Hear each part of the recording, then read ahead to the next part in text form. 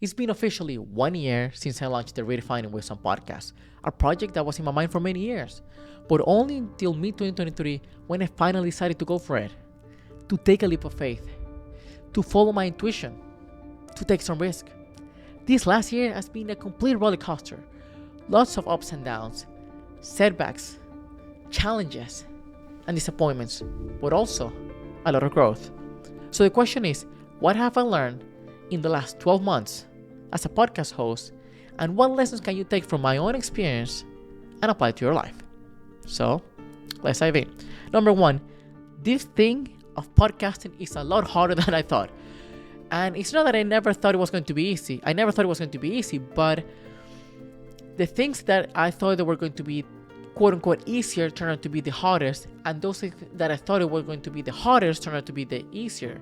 So that's how much I knew about podcasting, and that's how much I envisioned, and I was accurate. I was completely off, like by a mile. So some things were I was happy to learn that were easier, and some other ones were challenging, especially emotionally.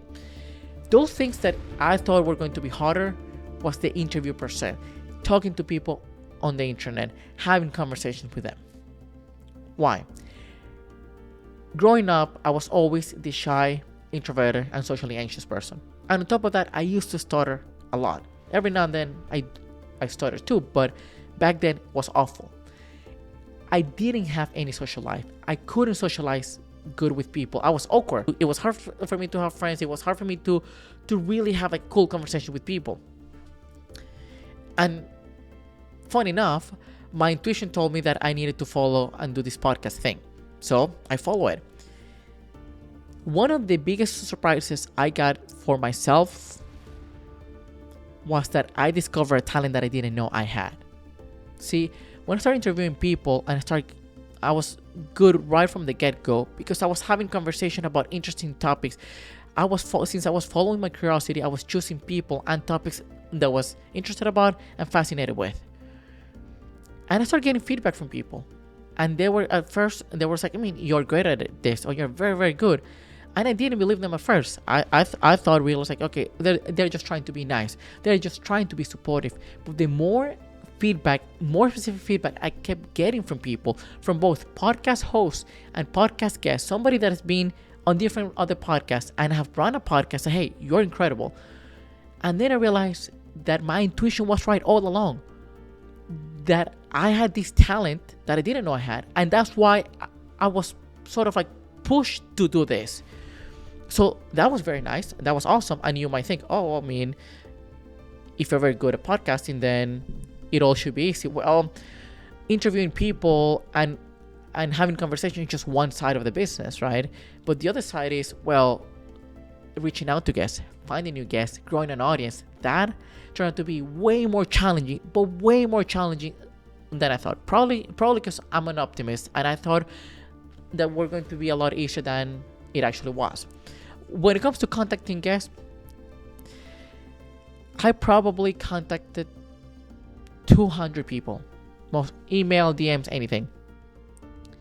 And I only was able to get 48 people from that pool. 75% of people basically said no. They either said no, ignored me, ghosted me, which it happened quite a few times where they say yes at the beginning, and by the time I was going to schedule our meeting, they would disappear. They would ghost me. And it happened a few times where the person said yes. I scheduled an interview with them. I was in front of the camera, just like now, about to have a conversation with them, only to receive a text message or an email saying, I can't make it today, and then they will completely disappear. When you hit those setbacks, when you hit those disappointments of people ghosting you, people canceling last minute, people ignoring your emails, then you start doubting yourself. Then you're like, what am I doing here? Am I supposed to even doing this? Why am I wasting my time, my money, and my efforts and my energy doing something that if nobody's going to value? But just like any new project or any new thing that you start, you're going to hit these setbacks. And you need to be very clear on how to emotionally detach from those outcomes, because those things you cannot control. I can only control how many people I reach out to, and maybe I can control how I phrase an email or a DM, but that's as much control as I have. The rest, I have no control. Well, I only have control on how I respond to those things. But yes, that was one of the biggest things I thought was going to be easier. Because to me, it's like everyone would love to talk about their own things. So if I'm contacting somebody who's passionate about dating, who's passionate about fitness, somebody who's passionate about business or real estate or anything, they would love to talk about it. So they would feel flattered that they're going to go to a show just to talk about it. But since my podcast was new, since I didn't have like a big audience, obviously, most of them said no because they have better things to do. And I understand that. I don't hold them against them, but it was still hard. But I thought it was going to be easy. Again, I was like an optimist thinking that it was going to be maybe a piece of cake. The other part was growing on social media and growing on YouTube as well. See, I thought I don't have to create content myself. I don't have to talk in front of the camera and just come up with new ways of creating content. I just can get clips from my conversations, which is a form of content, and then I just can put clips up and then I can use my guest followers and the algorithm to just gain more followers, to gain more views, and to start growing an audience. Well, at least to me, that plan was a failure. It took me basically almost a year to realize this is a failure. It doesn't work that way. I had it that all wrong. Even though I was posting content that I would consume, because to me, I was my audience. I'm doing things that interest me, that I'm curious about, and that I'm passionate about. And with the goal or with the idea that I will find people that are like me, because I'm not unique, obviously, when it comes to what I like. But that hasn't happened yet. So that was one of the biggest setbacks, because here's the thing: when you're trying to do this, and when you put the work and you're consistent, and then you put the episodes and you put the clips, and then you get no growth, no views, no downloads, no new followers, no new subscribers, it's hard. Emotionally, it's hard. It's like, once again, it goes back to the question: am I doing the right thing? And I ask myself that question all year long. One of the things that kept me from quitting, right, was one, understanding that things take time. And second is that whenever you follow your intuition, you can never be wrong. My intuition told me this is your path. And that was reinforced or reassured by the fact that I had the talent to interview people, that all of my guests were having great time talking to me, and they were just enjoying the conversations. So that was evidence that I was on the right path. And I knew, okay, these are simple setbacks that we all hit, right? It's almost like what they say, that the overnight success takes 10 years. Now, I'm not planning to do this for 10 years. I have nothing to show for. But the point is, like, it takes more than a few months. It takes more than a couple of years. But as long, one of the biggest lessons, both from my own experience and the guests I interview, when you follow your intuition, you can never be wrong. If you're on the brink of starting something new, and you feel deep inside that that's the right thing to do, but you don't know if you should go for it, because deep inside you know. So going back to the point of having the disappointments, that having the setbacks, that having the self-doubt, one of the things that I realized, and this was pointed out by one of my previous guests, was that by doubting myself, I was not only holding myself back, I was preventing the world a chance to benefit from my unique gifts, ideas, and talents. See, here's the thing. We all have our own unique perception, the way that we see the world. We have our own lessons, our own wisdom. That's why I call my podcast Redefining Wisdom, because we can all share things with the world, but we doubt ourselves. And the moment that we put our self-worth on the outcomes we get, or on our ability to do things, that's when it starts affecting our confidence. That's when we become smaller, and then I don't want to say anything. I don't want to give my opinion. I don't want to give my ideas. I don't want to share my thoughts, because nobody cares. The not believing in ourselves is the most selfish thing that we can do. because it's not about us. It's not only about us. We are robbing the world. We're robbing somebody out there the chance to benefit from what we have to offer. So anything, that was probably one of the biggest lessons I've had. And I still struggle with that. I have ideas that I want to create content about, create reels or YouTube shorts. And yet, to me, still thinking, what are people going to think? I mean, it's just like, what are my friends are going to think? Are they going to think that I'm lame? I'm going to think like I'm doing this or I'm doing that. And then I'm trying to follow Mel Robbins' advice, like, let them. If they want to unfollow you, let them. If they want to think less of you, let them. If they want to just criticize you, let them. Just like those people who ghosted me, just like those people who ignore my emails, just like those people who cancel last minute, let them. Yes, easier said than done, but when you have that mantra in your mind, so, okay, we can go for it. One of the biggest lessons I learned, once again, is like, follow your intuition. Don't doubt yourself, because you're not only doing yourself a disservice, but you're doing the world a disservice as well. Starting this podcast completely changed my life. Doing something that was hard, doing something that was challenging, doing something that was new, stepping into the unknown, something that wasn't familiar, something that was uncertain, having the certainty of not knowing how this was going to go and still do it anyway, gave me so much more confidence in a way that I show up to the world better, in a different way. My life has changed in the last 12 months radically. Only because I stepped more into my essence, what makes me me. Something that I've been running away from for the last 32 years. Until this year, it's like, enough is enough. We're just gonna lean into that and see what happens as an experiment. And the changes have been awesome. Have been radical, and I still have a lot more to grow and a lot more to change. So when you feel that you're supposed to do something, but the fear is holding you back, that's your old self trying to stay the same. That's your old self trying to remain everything familiar and predictable.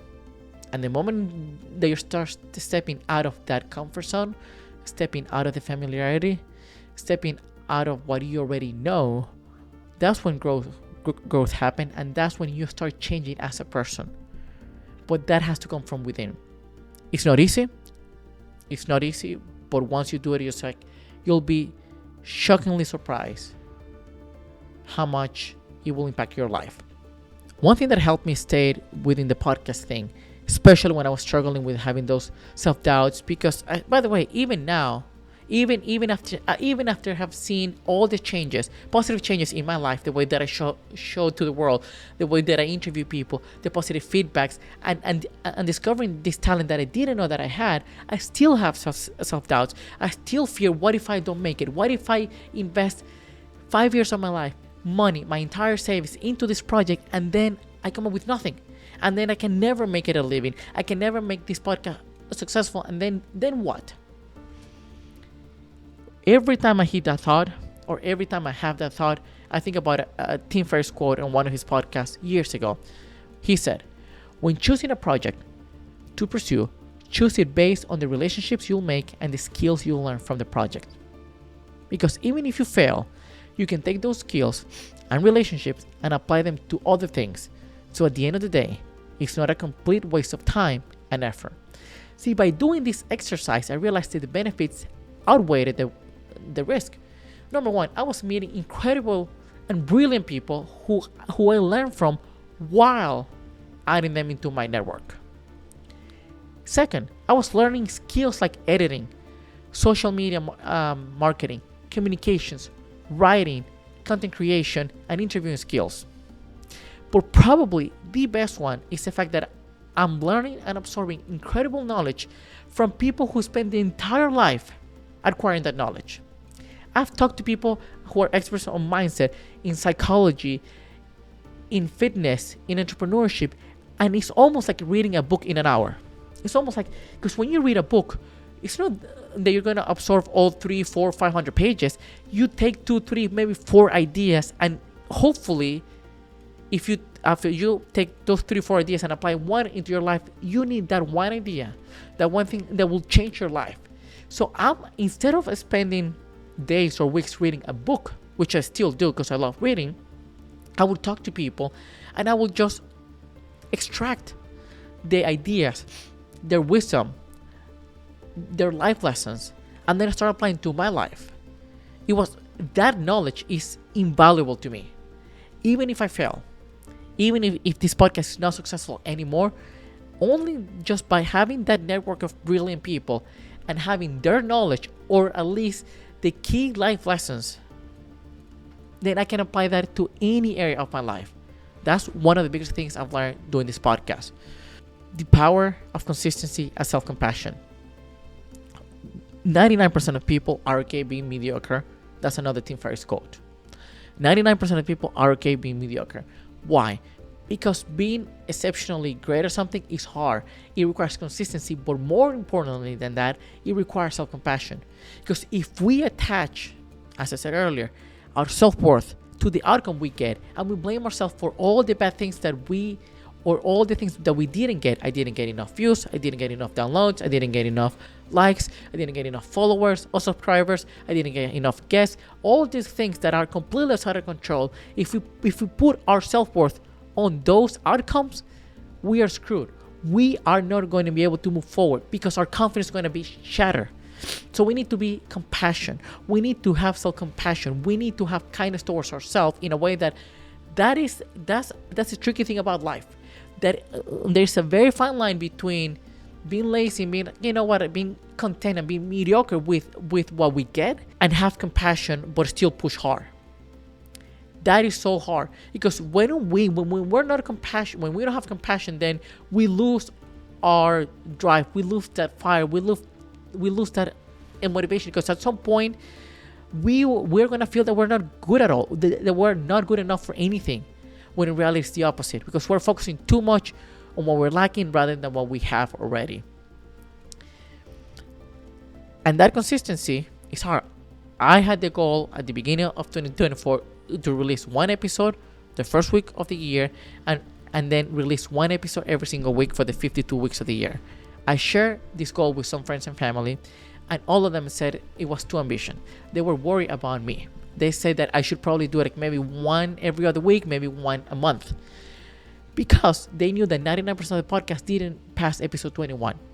99% of the podcast didn't pass episode 21. So for them, it's like going from nothing to 52 episodes was going to be a massive challenge, and it was. But to me, it's like, I need to be consistent. I want to become this person. So if I want to be a successful podcaster, what do I need to do? What behaviors do I need to embody in order for me to do that? And one of them was consistency, and the other one was self-compassion. There were times where I didn't even have a guest, and I had to do a solo episode that I didn't want to do it, but because I felt I had that promise to myself. And keeping your word to yourself is one of the biggest confidence builders in the world. When you say something that you're going to do for yourself, nobody out there cared if I was going to put an episode or not. The world wasn't going to change. I wasn't going to have more success or even more failure if I didn't put it. But because I told myself that I was going to do it, I did it. And that gave me more confidence. And that confidence compounds over time when you said, I'm going to do this, and I'm doing it. And just to close this whole lessons from my first year, one of the biggest things that I learned, because I used to apply this a lot in my life, is if you're, again, on the brink of starting something new, but you're not sure, and then you have some doubts, I don't know if I should do it. Well, maybe not. Maybe I'll fail. I want to approach that girl. I want to apply for that job. I want to move to this city, and yada yada. It's like the upside of never trying anything or never trying something is never having to feel the pain of failure. The upside of never trying something is never having to feel the pain of the failure. That's the only upside that I didn't have in the past by not trying, and you probably have by not trying something. See, here's the thing. We avoid public failure by assuring failure privately. We're so afraid of being less than people. We're so afraid of putting ourselves out there and then just walk back with our tails in between our legs. that we would rather disqualify our first before we even tried. We would rather count ourselves out to a new job before even applying.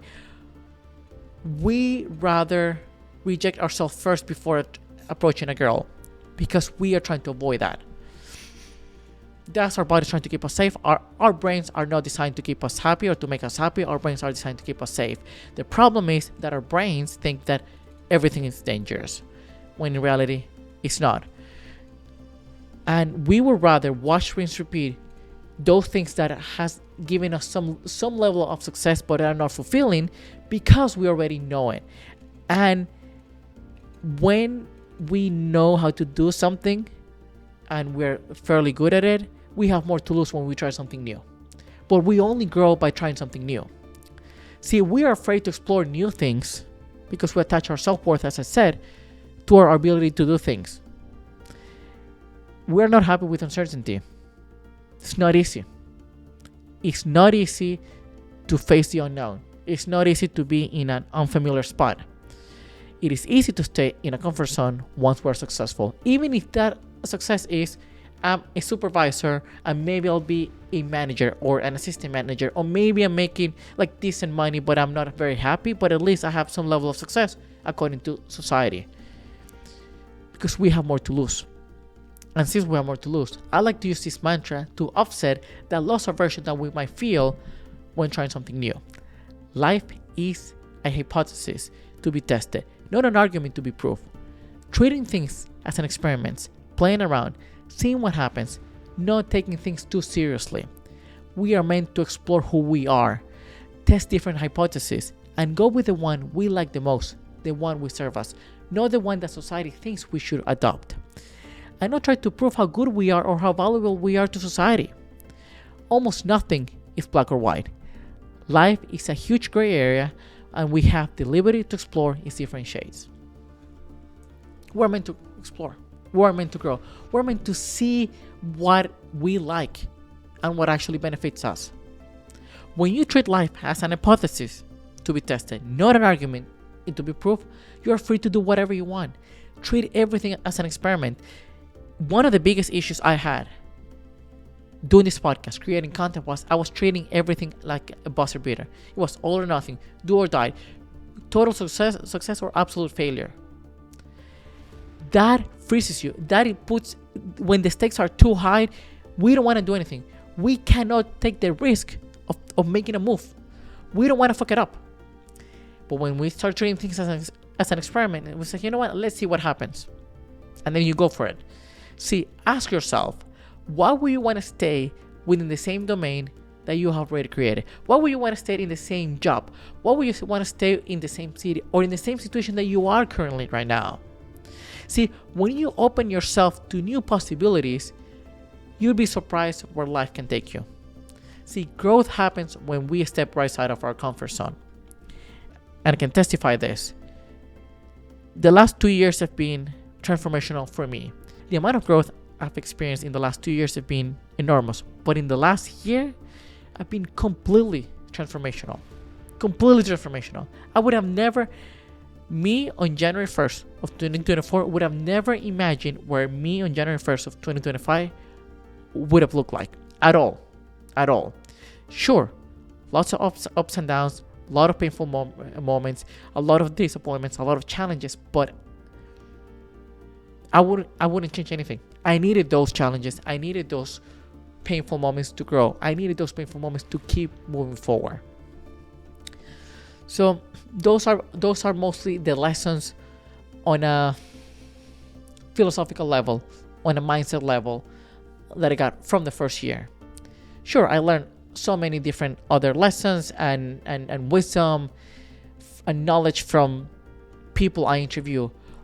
But the key parts, if I were going to do a TLDR, is trust your intuition. You'll never be wrong. Have the consistency and self-compassion when you're doing something. Anytime that you try something new, think about the skills and the relationships that you will acquire doing that, because that will help you in the future. And always try new things. Don't be afraid of failing, because we fail all the time.